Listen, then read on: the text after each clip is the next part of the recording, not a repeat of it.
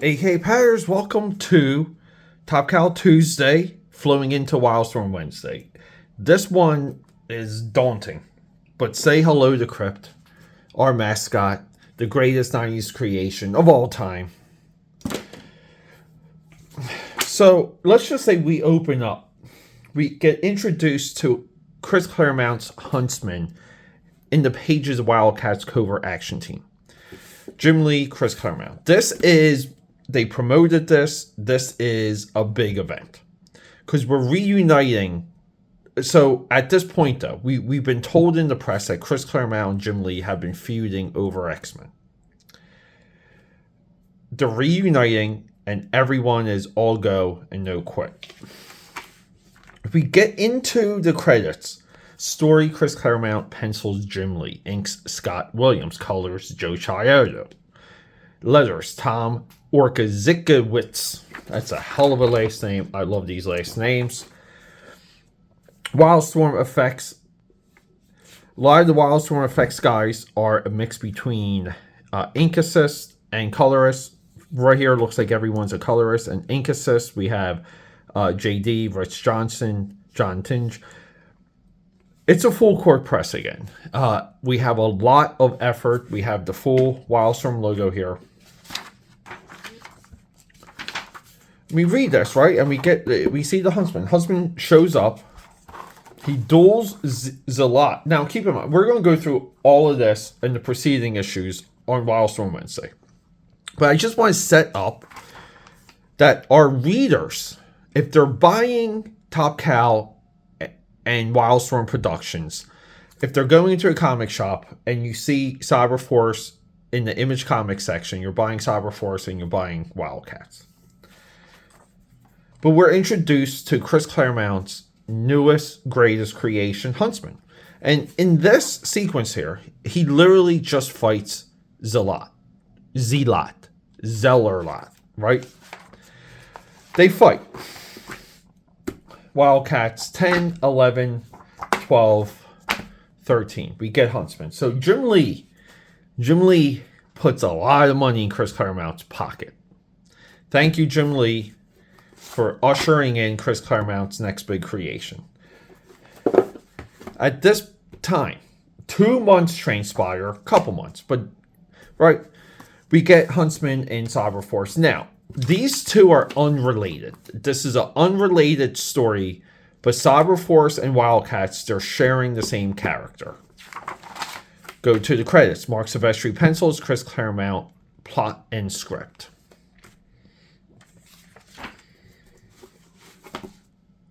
Wildcats Covert Action Teams, plural. This is coherent. The Cyberforce is not. And I really want to say the difference is a yacht club. Guys, let's get into it.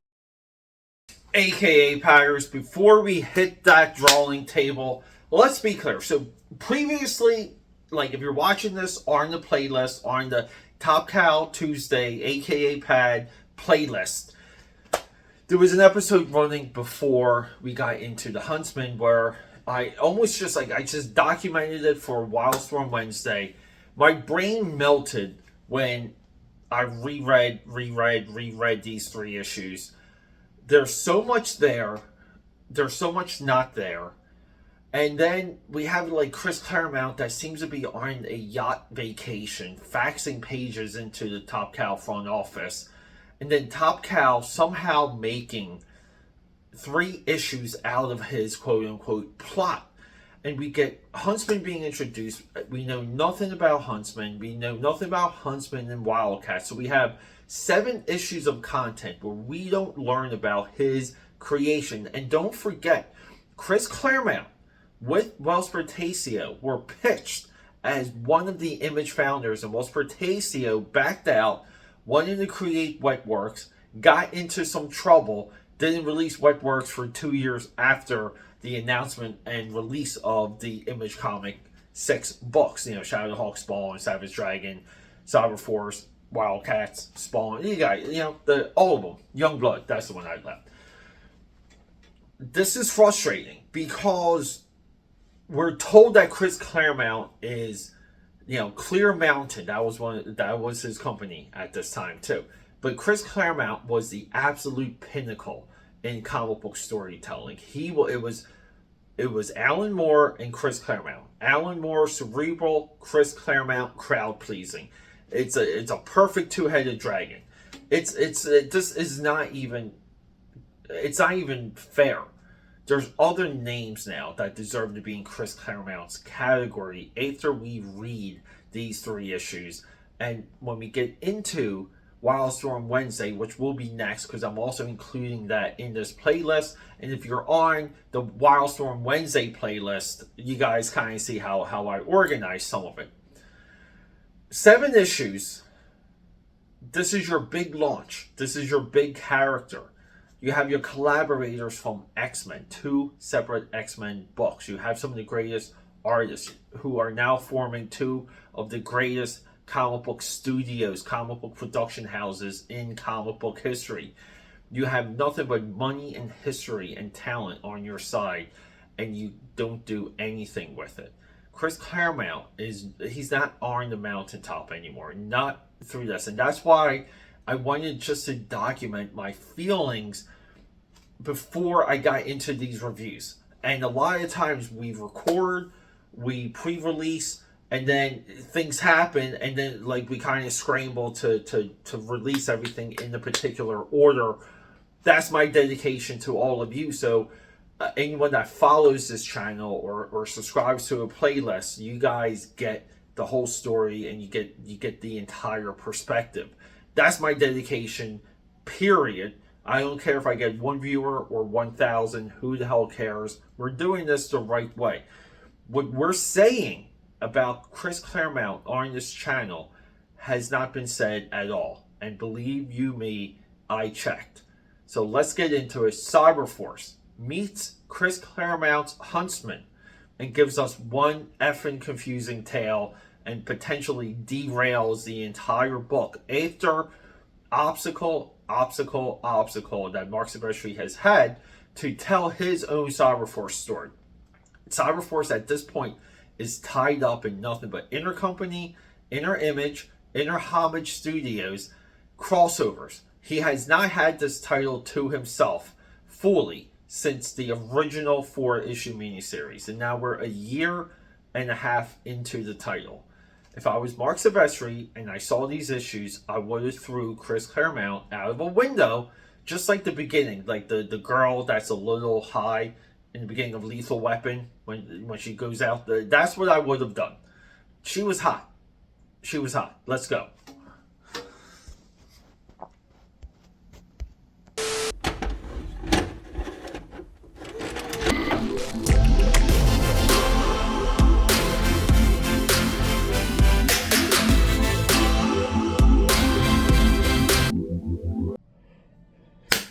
And we're back, aka Padders. Issue 9 of Cyberforce. As we already said, we're familiar with the Huntsman character. I wish I could explain who he is, what he's about, why he's cool, why he's significant. Guys, this is why we love Crypt so much. Perfect character, perfect origin, a lot of fun to read, great visual. Huntsman's a complete waste. So we have Cyberforce 9, 10, and 11. The cover for 11 right here always struck me as absolutely odd, because it looks like we're jacked into the Matrix there, and that's a lot of what happens in 9. We're jacked into the Matrix. Huntsman just disappears in this issue. Huntsman's arrival, a little bit explained. And a lot of the plot that we have going into issue 9 here. We have Chip. We have a girl. They're escaping and they're being attacked by shocks. The babe here, you kind of think this might be ballistic, but it's not. It's a girl that's dressed as if she is from today. We do, like, I see this around Philly all the time. Crop top, fanny pack, leggings, It's hilarious. This girl, even though this book is from 1994, this is the postmodern age we live in. She looks like she's from right here, right now, today. Great shadow here for the profile for this dude drinking his coffee. But yeah, she comes in, she blasts the shock right through. Like, so the shocks, their armor, and we'll see it throughout some of these issues. The armor of the shocks it's just like it's like butter. Like it's impenetrable when it's okay, and then when we have to have a police officer, a police detective, show her skill, she can blast right through his blast shield. And then the blast shield in issue 11 meaningless because one of them in full armor, Regland, who's our Regland. Let's get into who he is. Let's explain Chip right here. We're going to go into the Ghost of Cyberforce past. So leading us into these issues, we just got to set this up. We've been studying Homage Studios. Now this is right here. Maul, Wildstorm Productions, Ripclaw, Top Cow Productions. Collaboration effort here. Right, we have their nice, beautiful studio space. We profiled Deathmate, another collaboration of the two studios that share the same space. And then we get into the Cyberforce miniseries, 1 through 4. We have lots of ones here. And here's 4. I love 4's cover. I always show this off as much as possible. But here it is. Right, we know it. Cyberforce, the 10 Men of War. 4-issue miniseries. Mother Superior, great villain. You know, we have our Shocks right here. Shocks and Black Razors. But Mother May I is a fantastic villain. She's trying to brainwash all of New York City. Just trying to take over. And we have Chip here.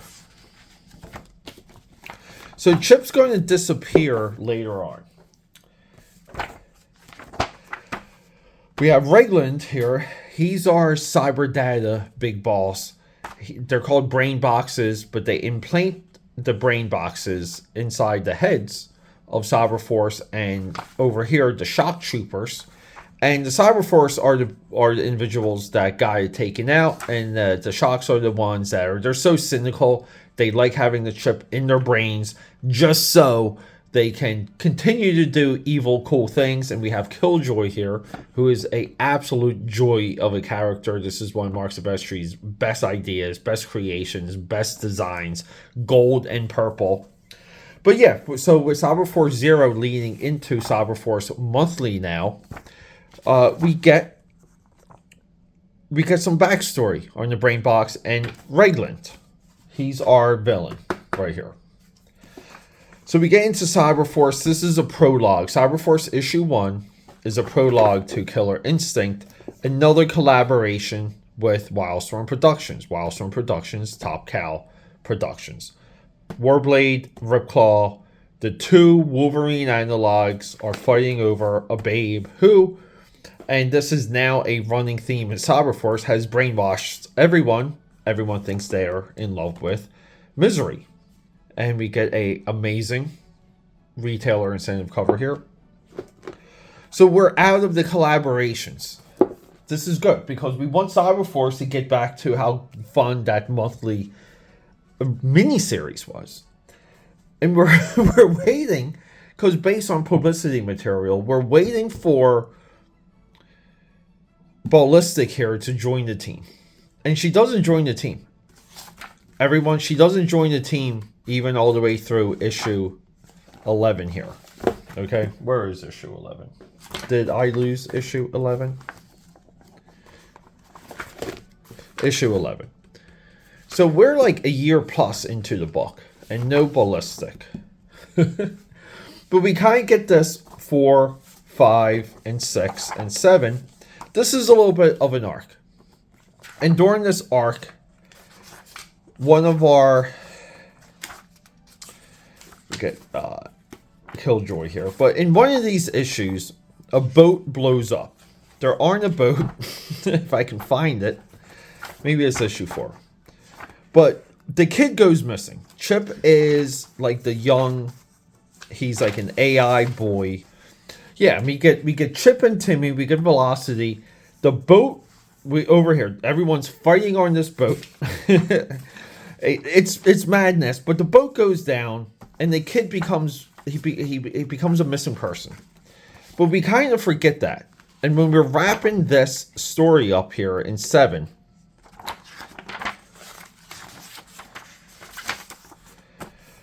we get his return, and we kind of tease that things are not what they used to be, because story-wise, they just throw him back in. They throw him back in, and he's just accepted, but they kind of make references that something could be up with him. Which is great, because we open this issue up, right, with Timmy of Chip, because they're kind of linked. They're in hot pursuit, and our detective babe, the super shocks here, is staying down because this detective, her partner, detective dude here, he just holds a gun to the giant armored dude's head. The police rush in. Nice. I do like this panel here. But we're rocking and rolling. And then the girl, because she shot a cop, because the cop is one of these guys, they go back and forth. And we get some exposition. We get our villain here. He's just saying, like, the detective has to go. We have to find Timmy, because Timmy's a part of the next phase of Cyber Data. Cyber Data is the evil corporation. This is a great panel here where we kind of just get like a history of the girl. Some very nice top cow coloring. The girl had a bad day, and Huntsman just shows up. Morena sent me the girl whose life you saved yesterday morning. She's in danger, but the threat is worse. And then Stryker comes in out of nowhere. Nobody moves, nobody dies, which is his catchphrase. And Huntsman goes toe-to-toe with Stryker and Cyberforce, and he does his animatic bounce here, his Daredevil Frank Miller bounce. Velocity steals the detective girl. So we get a couple of these tropes, and we're character building here.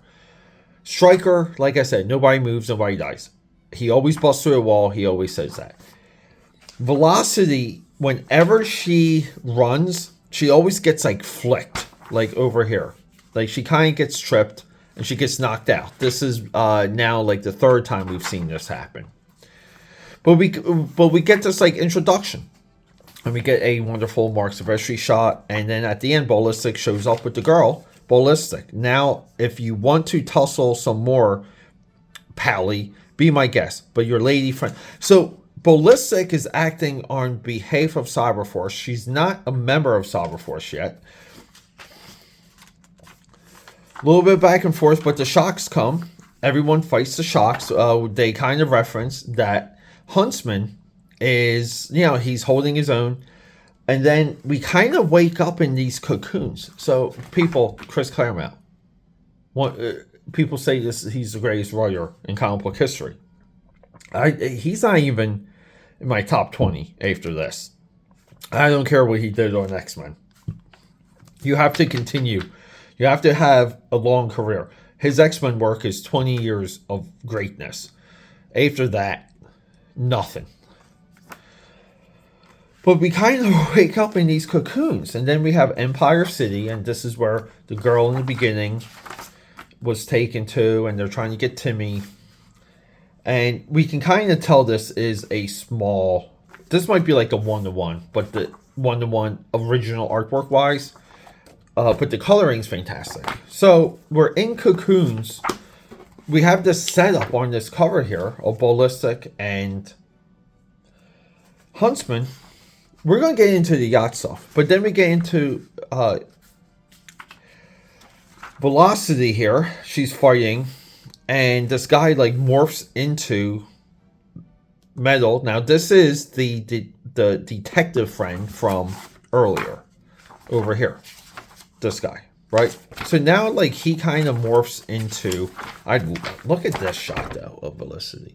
And this is great, though. Like, this is a nice shot. He's morphing, and then he kind of becomes Mr. Roboto. And he even says, he's like, wow, he's like, this metal, everything is merging with flesh. And we get... I love this panel. Look at that panel. Look at those fingers. This is Marc Silvestri at his finest. But then he goes toe-to-toe with Velocity. Felicity. Ripclaw comes out of nowhere. He takes out Ripclaw. And then we get into... We're back at Cyberdad. And they're inside of his brain. They're jacked into his his psyche, his consciousness. And you see, they make him... He starts to dissolve. Infinity War style. Thanos' snap. He dissolves. They're experimenting with his functionality, so they give him like a couple striker arms. People, this is in 1995, and they're inside the Matrix, and he's turning into chrome. This is exactly what we see in the Matrix movie. You know what? Be like, Pete, you keep saying Chris Claremont sucks. Yeah, because we have no explanation where we are. Regland, our evil scientist, mastermind, corporate leader. They're all just arguing about being inside someone else's psyche. That's all that they're doing here. They're experimenting, blah, blah, blah, blah, blah. T-minus, countdown, Weapon Zero. Can't wait for that. Guys, Weapon Zero is coming on this channel. And then we get into the fight. The fight that we saw earlier. Kinda. More back and forth. Regland and Killjoy, they're at odds. And then we're back into the city here with the pods. And we have Ballistic here. We have the girl. An incredible pose. Look at that pose. That pose is so perfect. Of Huntsman. Now, keep in mind, we don't really even know what Huntsman's doing. Incredible shot here. But we don't know what is happening. So they're inside, they're jacked in, they're in like the Matrix.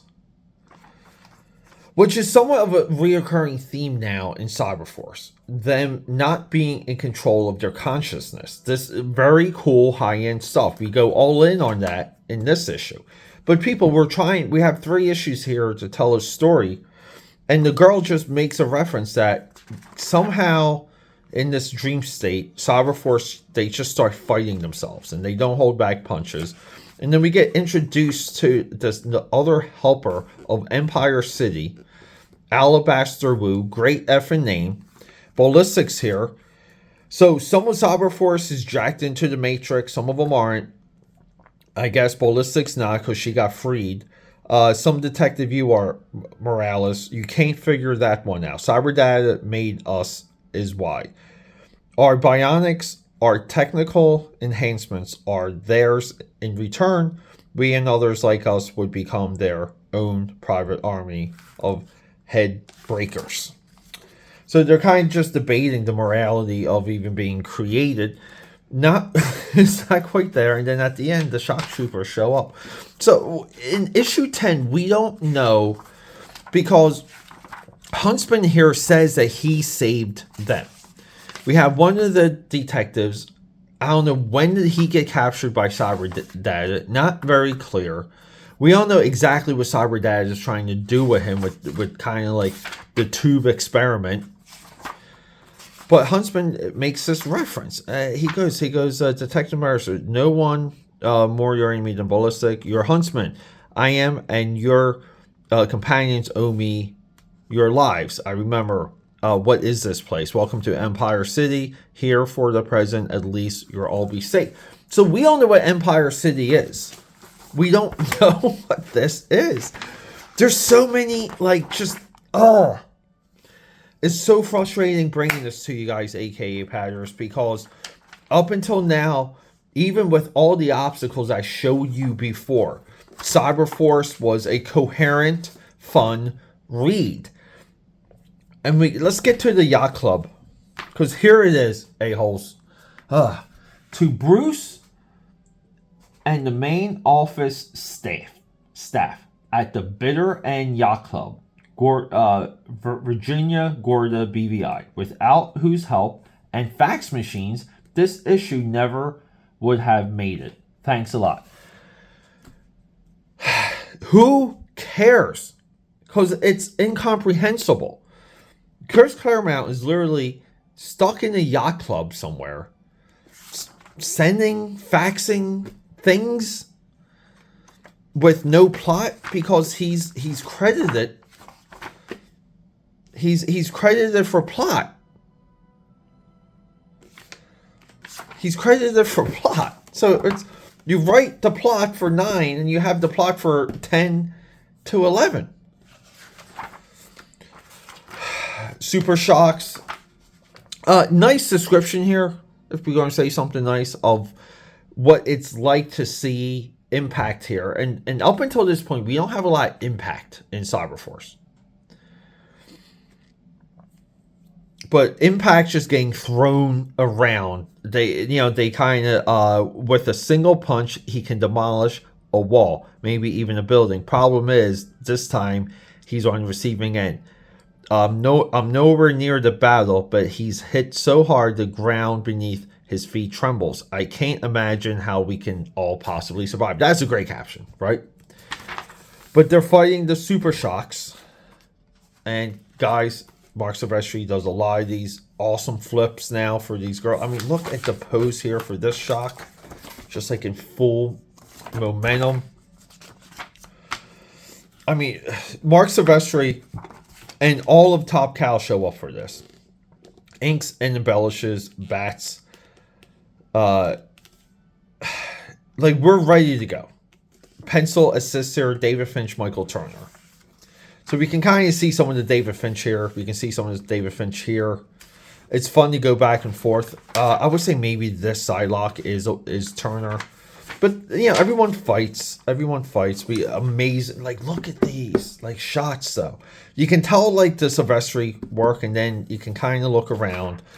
But anyway, so in the meanwhile, Velocity and our other test subjects, the boy Chip and the girl Miranda Tai, will compromise the prototype elements of the next stage in Shock Evolution, the ultimate and man-made machine synthesis. A hunter-killer force wholly and entirely loyal to Cyberdata. So again, they're using Chip, they're using Timmy. They now have Chip, who disappeared on the boat. We're not exactly sure how Cyberdata. But then we're in Empire City. Huntsman makes a promise to the detective girl from early that the girl that she once saved will be saved. And you can say, like, touching, really good moment here. Touching moment.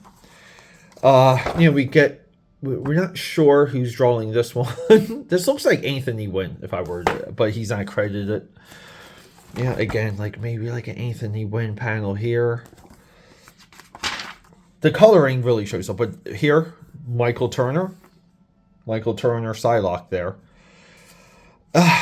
So everyone's just fighting. And then, like I said, sometimes the Shock's armor holds up. His faceplate, the blast shield, by the way, broken. Remember our reference, we were going to see that break. We're still not done with the inconsistency of the blast shields. Well, kind of, I guess they are consistent because they're just useless. But yeah, Sideblade penetrates the armor, kind of saves the day. And then we're back in the Matrix with our detective girl, with her detective friend. And then Cyberdata comes in, and they have Velocity, and Velocity's in the Matrix. And Velocity controls the Matrix, but they're fighting against it. And we get more. I mean, look at these poses, though. Guys, 90s comics poses. Look at the color. The purple and the yellow. And we talk about this so much. Look how we're in the dream sequence. We know we're in the dream sequence. We just know, right? Then we turn the page and we're in another scene and we know it. That's page by page storytelling. But Reglan comes through. He's morphed. He slices Stryker's arm. Oh, and by the way, guys, if you're wondering where Huntsman is, let me show you. Huntsman swipes the knee here. Hardly very sociable attitude. This is the last time we see Huntsman. So Huntsman for the rest of the issue. And let's just spoil it. he's nowhere to be found. He's not here. Chip ends up back with Cyberforce. The detective girl inside the Matrix becomes risque. She saves the day. She busts out. She saves everyone. Punches out Killjoy. We all know what happens with Killjoy after this. And then, you know, they're at the Bagel Hut or whatever, having a couple drinks, talking about the adventure. Chip over here. I mean, they have hardware that makes my state-of-the-art look antique. And Cyberblade's like, what? That's crazy. Yeah, so Cyberdata now is so far advanced over Cyberforce. And they can get inside Cyberforce's heads. They can control their psyche, control their consciousness, which is somewhat effective because now moving forward, we know what Cyberforce is really up against after a year and a half. Now, given we may know we could have shortened that if Mark Silvestri could have had his own book. Here he still doesn't. And then, you know, they give our hot detective lady her outfit that she had inside of the Matrix. And they all laugh. And she's like, hey, you wouldn't believe what I imagined for you. And then we're done. So this is Chris Claremont's contribution. If I was Mark Silvestri, I would have hit the roof. Because through all of this, all right, guys, through nothing but interruptions outside of the original miniseries, you're nothing but interrupted. You're dealing with crossovers, all these other obligations, and everyone too. Like, I even forgot to remind you guys, right? Where are we? Like, isn't one of these Image X month interrupts issue 8? So even going into issue 9, we get the Image X month where Todd McFarlane of Spawn takes over Cyberforce. This book is madness. The obstacles of Mark Silvestri for Top Cow, and all of this is coherent. It's readable. It's fun. Character building, great designs, growing company's first effort, by the way, right? Like, we have to give credit. You fight through all of that, and then you get almost to the city on the shining hill where you get who's supposed to be one of the greatest comic book creators of all time. You get him to do 3 issues with his new creation that disappears in issue 11. We don't have a setup. We don't have a definition of who he is. We don't know anything about him. He's not really cool. Not design. It's frustrating. But we'll get to issue 12. But before we do that, for Wildstorm Wednesday, we have to go through the Wildstorm Huntsman 4-issue arc. Almost a full year of Huntsman. And what I was saying, if I would hit the roof if I was Mark Silvestri, and this is what we ended up with. Because this derails. You read this month to month. And I don't care if it's $5 or $2 or $100. You lose readership with these books. I'll tell you that right now. And it's amazing that Cyberforce, from this point on, survived and fought through what it did to get to somewhat of a series resolution 2 years from now. It's significant. And guys, I don't know. And this episode was so hard to bring to you because I don't like bringing you guys something where I just crap on it. But I thought I had to be clear on what the disconnections were. We jump around. We don't know where we are. We're inside the Matrix. We're out of the Matrix. We all know how people are saved. Like, we really don't know what we're doing in a lot of these issues. The artwork is shared. Silvestri's involved. Team Top Cow is on every single page. We can follow. I mean, this right here too. This is a David Finch face. But it's connective. The coloring is getting better and better. The co-master shots are more there. There's so much growth in these 3 issues, and we're creating new talents. It's disappointing.